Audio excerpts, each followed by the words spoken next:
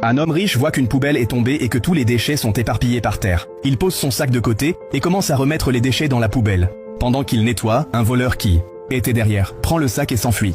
Le voleur cache le sac. Coin, mais une fille l'aperçoit. Le voleur s'enfuit, laissant le sac. La fille arrive, prend le sac et le met dans son sac à dos scolaire. Quand l'homme riche finit de nettoyer et prend la poubelle, il réalise que son sac a disparu. Il s'inquiète et commence à chercher. Soudain, il voit la fille et court après elle. Il l'arrête et dit « Mademoiselle, avez-vous vu un sac là-bas » La fille dit « Quel sac, monsieur ?» L'homme décrit la taille et la forme du sac. La fille dit « J'ai un sac. Elle était petite. Que décrivez-vous » L'homme demande « Mademoiselle, avez-vous pris mon sac ?» Il est très important. La fille sort son sac à dos scolaire et prend le sac de l'homme et demande « Oncle, c'est à vous ?»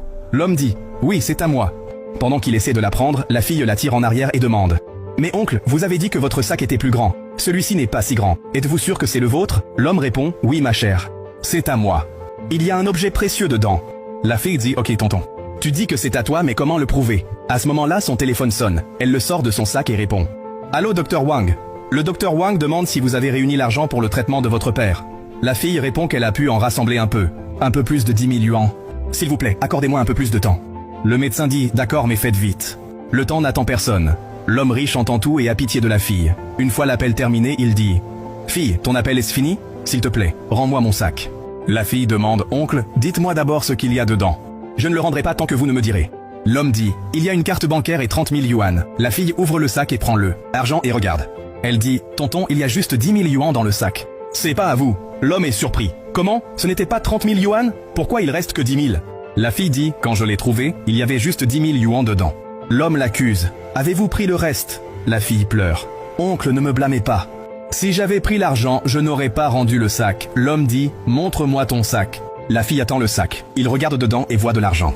Il demande « D'où vient cet argent ?» La fille pleure. « J'ai emprunté cet argent à mon oncle. Oncle pour payer les soins de papa. Tu as dit que ce sac est à toi, alors garde-le. Rends-moi immédiatement mon sac. » Elle récupère son sac. L'homme, agacé, dit « Je vais appeler la police. » À ce moment, votre femme arrive et dit « Vous avez retrouvé votre sac ?» Il répond « Oui, mais il y avait seulement 10 000 yuan dedans. » L'épouse dit « C'est bien ça, non? Quand tu m'as demandé de payer la compte pour le matériel, j'ai pris 20 000 yuan de ce sac. » L'homme réalise son erreur et a honte. Il dit à la petite fille « Désolée petite, je t'ai accusée à tort. » Morale de l'histoire. Cela nous enseigne qu'avant de juger, nous devons toujours chercher la vérité.